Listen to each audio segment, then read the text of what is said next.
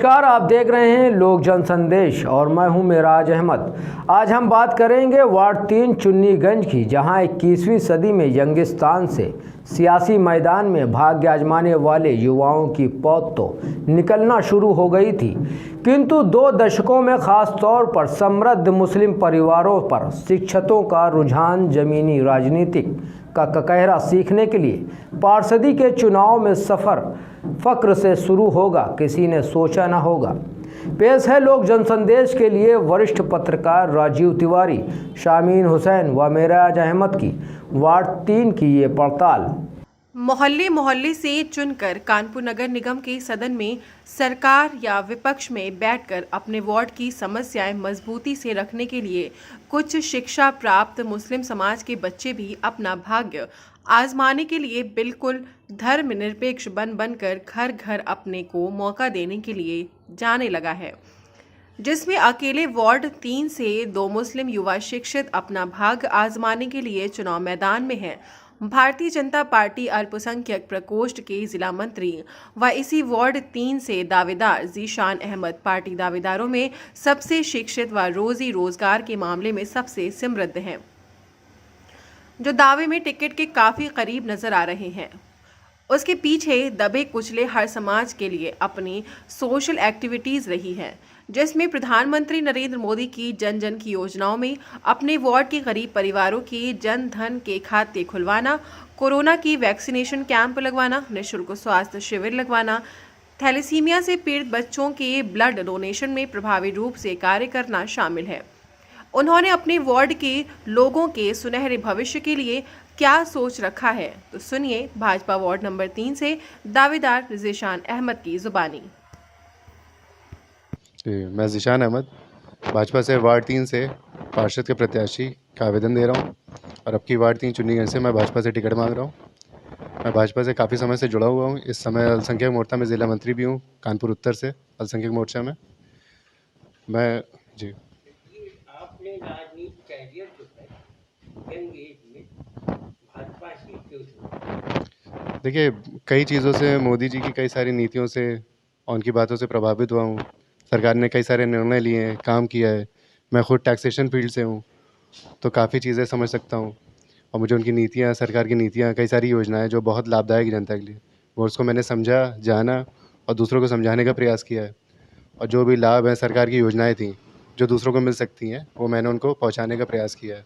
अपने वार्ड की जनता को मोदी जी की योजनाओं का कितना लाभ अभी तक मिला है? अभी मैंने कई सारे प्रयास किए हैं। जैसे कोविड के समय में जो वैक्सीन लग रही थी, तो मैंने वैक्सीनेशन कैंप का आयोजन किया अपने वार्ड में, जिससे मुस्लिम भाइयों को, बहनों को, सबको, लगभग 400 से ज़्यादा लोगों को वैक्सीन लगवाई। पहली डोज़, दूसरी डोज़ लगवाई। उसके अलावा प्रधानमंत्री जी की जनधन योजना का मैंने कैंप लगवाया, जिसमें लगभग 600 से ज़्यादा लोगों को इसका लाभ मिला। मुस्लिम समाज का क्या प्रभाव पड़ रहा है, मतलब इस चुनाव में कुछ देखने को मिलेगा बीजेपी के तरफ? तो मुस्लिम समाज भी योजनाओं को समझ रहे हैं, सरकार से जुड़ना चाहते हैं और उनको भी अपेक्षा है कि वो सरकार के साथ जुड़ेंगे, सरकार को सपोर्ट करेंगे, चुनाव में मुझे जिताते हैं, मुझे पार्षद बनाते हैं और फिर मैं अपने वार्ड में अपने लोगों का निष्पक्ष होकर सपोर्ट करूंगा, उनके लिए कार्य करूंगा और उनको ज़्यादा से ज़्यादा लाभ पहुंचाऊंगा। हर वर्ग को, हर समाज को, हर धर्म के भाइयों को, बहनों को, सबको लाभ पहुंचाऊंगा। वार्ड की प्रमुख समस्याएं आपकी नज़रों में क्या हैं? हमारे वार्ड में देखिए, काफ़ी समय से कोई विकास हुआ नहीं है। पूर्व में जितने भी पार्षद बने हैं, उन्होंने अपना तो विकास किया है, लेकिन हमारे वार्ड का कोई विकास नहीं हुआ है। रोड अभी तक ऐसे ही पड़ी हुई है, नालियाँ सफाई हुई नहीं है, लाइटों की दिक्कतें हैं। हमारे क्षेत्र में कोई भी बच्चों के लिए पार्क नहीं है जहाँ वृद्ध जा सकें, बच्चे खेल सकें। कोई अपने क्षेत्र में बारातशाला नहीं है कि कोई गरीब व्यक्ति अगर चाहे तो वहाँ से कार्यक्रम करवा सके, और बहुत सारी समस्याएं हैं जिनका कोई निदान नहीं हुआ है। इसलिए वार्ड के लोग मुझे सपोर्ट कर रहे हैं और मैं भी चाहता हूँ कि इस क्षेत्र से, वार्ड 3 चुन्नीगंज से पार्षद बनूँ भारतीय जनता पार्टी से, और ज़्यादा से ज़्यादा लोगों को पार्टी की नीतियों से, योजनाओं का लाभ दिलवा सकूँ और पार्टी को और आगे बढ़ा सकूँ। आपकी नज़रों में वर्तमान पार्षद का कार्यकाल क्या है? वर्तमान पार्षद ने कुछ खास कार्य करे नहीं है। आप खुद देख सकते हैं, अगर बाहर जाएंगे तो गड्ढे, गलियां ऐसे खुद ही पड़ी हैं, नाले, सीवर लाइन चौक रखी है, कुछ नया विकास हुआ नहीं है। 5 साल पहले जैसा था उससे और बदतर हालत हुई है। तो ऐसा कोई ख़ास कार्य हुआ नहीं है। क्षेत्र के लोग भी बहुत नाराज़ हैं, सुनवाई होती नहीं है, काम होता नहीं है। तो ऐसे पार्षद से कोई फ़ायदा हुआ नहीं है, क्षेत्र के लोगों को लाभ मिला नहीं है। अब मेरी कोशिश ये है कि मैं यहाँ से जीतूँ और यहाँ पे ज़्यादा से ज़्यादा काम करवाऊँ और हर किसी का सहयोग करूँ और उनके सहयोग से क्षेत्र का, वार्ड का विकास करूँ। जैसे आप समझदार हैं, नगर निगम में जी, विकास के नाम पे ज़्यादा पैसा नहीं है, मतलब ज़्यादा बजट जी, विधानसभा में आपका प्रतिनिधि है। जी। ऐसी सूरत में आपको कैसा लगता है कि यहाँ पे कितना संभव विकास करा पाए? देखिए, नगर निगम का जो बजट आता है पार्षदों के लिए, वो जितना भी बजट सैंक्शन होगा हम लोग को, उस बजट से तो काम करवाया ही जाएगा। उसके अलावा हमारी प्रदेश में सरकार है, हमारे महापौर बनते हैं, तो उनके सहयोग से, सरकार के सहयोग से, माननीय सांसद जी, माननीय विधायक जी, उन सब के सहयोग से हमारे क्षेत्र में काम करवाया जाएगा। जैसे सीसामऊ विधानसभा, हमारे सलील बिश्नोई जी की विधानसभा है, वो अभी वर्तमान में एमएलसी हैं, विधायक विधान परिषद से हैं और उनका पूरा सहयोग रहेगा कि हमारा क्षेत्र, हमारा वार्ड, हमारी सीसामऊ विधानसभा में विकास हो और उसके लिए उन्होंने कई बार प्रयास भी किया है, कई सारे कार्य भी करवाए हैं अपनी निधि से। तो मुझे पूरी उम्मीद है कि माननीय विधायक जी, सलील बिश्नोई जी मुझे पूरा सहयोग करेंगे और हमारे वार्ड के क्षेत्र का विकास होगा। माननीय सांसद जी, वो भी मुझे पूरा सहयोग करेंगे और मुझे पूरी उम्मीद है कि क्षेत्र का, वार्ड का विकास होगा और मैं पूरे तन-मन से इसमें लगूँगा और कार्य करवाऊँगा। महिला उत्थान के लिए क्या कुछ विशेष कर रहे हैं? जी, महिलाओं के लिए ये है कि महिलाओं में स्पेशली एजुकेशन की थोड़ी कमी है। मैं ये चाहता हूँ कि उनको एजुकेशन मिले। जो बेटी बचाओ, बेटी पढ़ाओ का अभियान है, नारा है, उसको संपूर्ण रूप से लागू करना चाहता हूँ। ज़्यादा से ज़्यादा लोग पढ़ें, स्कूल जाएँ, एजुकेशन मिले, उनकी क्वालिफ़िकेशन बढ़े और सरकार के उससे जो भी उनको योजनाएँ मिल सकती हैं, जो लाभ मिल सकता है, जो उनके फ्यूचर में, भविष्य में काम आ सकता है, तो मैं उसके लिए काम करना चाहता हूँ और कोशिश करूँगा कि उनको कुछ निःशुल्क शिक्षा या कुछ कंप्यूटर का या कोई ऐसा कोर्स उनको अपने निधि से प्रोवाइड करवाऊँ, जिससे उनको भविष्य में सहयोग मिले और उनको लाभ मिल सके। यंग मतदाताओं के लिए कुछ कहना चाहेंगे जो पहली बार इस बार जुड़ रहे हैं? जो युवा मतदाता हैं, जो इस बार वोट डालेंगे, मैं ये कहना चाहता हूँ कि वो मुझे सहयोग करें, मुझे जिताएँ। तो मैं भी युवा हूँ, तो उनके सबके सहयोग से, अपने भाइयों के, अपने बहनों, बड़ों, वरिष्ठों के सहयोग से इस वार्ड में खूब काम करना चाहता हूँ। क्षेत्र का, वार्ड का विकास करना चाहता हूँ और पुरानी रीतियों पे जैसे काम नहीं हुआ है, सिर्फ़ बातें हुई हैं। तो मेरा विश्वास ये है कि मैं सिर्फ़ बात करने में नहीं, काम करने में विश्वास रखता हूँ और क्षेत्र में खूब काम करूँगा और क्षेत्र को बदल के और विकास करके दिखाऊँगा।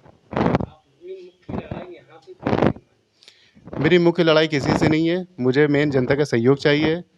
मैं अपना पूरा प्रयास कर रहा हूँ, अपनी नीतियों को बता रहा हूँ, जो मुझसे हो सकता है मैं कर रहा हूँ और जीतने के बाद और प्रयास करूँगा, जो ज़्यादा से ज़्यादा लाभ हो सकेगा, वो क्षेत्र की जनता को दिलवाऊँगा। अभी मैंने जितने निःशुल्क कैंप लगवाए हैं, जितनी योजनाएँ सरकार की थी, वो पहुँचाने का प्रयास किया और काफ़ी हद तक पहुँचाई भी हैं और उम्मीद है कि जब यहाँ के क्षेत्र के लोग मुझे पार्षद बनाते हैं, तो ज़्यादा से ज़्यादा मैं जितना प्रयास हो सकेगा, जितना हो सके मुझसे पॉसिबल होगा, मैं सब लाभ और योजनाओं को दिलवाऊँगा और अपने क्षेत्र में भरपूर काम करूँगा।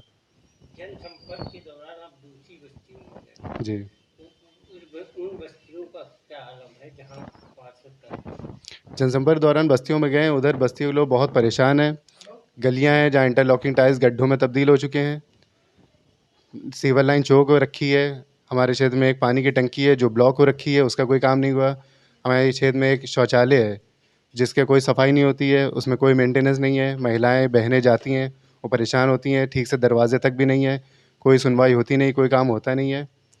तो अपना विकास कर रहे हैं, क्षेत्र का वो कोई विकास हुआ नहीं। चलते हैं इसी वार्ड के आम आदमी पार्टी के दूसरे शिक्षित व समृद्ध मुस्लिम परिवार के कारोबार के साथ वकालत की पढ़ाई कर रहे मोहम्मद फजलुर रहमान उर्फ फैज़ान के पास। वो आम आदमी पार्टी से इस सीट पर सबसे युवा दावेदारों में से एक हैं।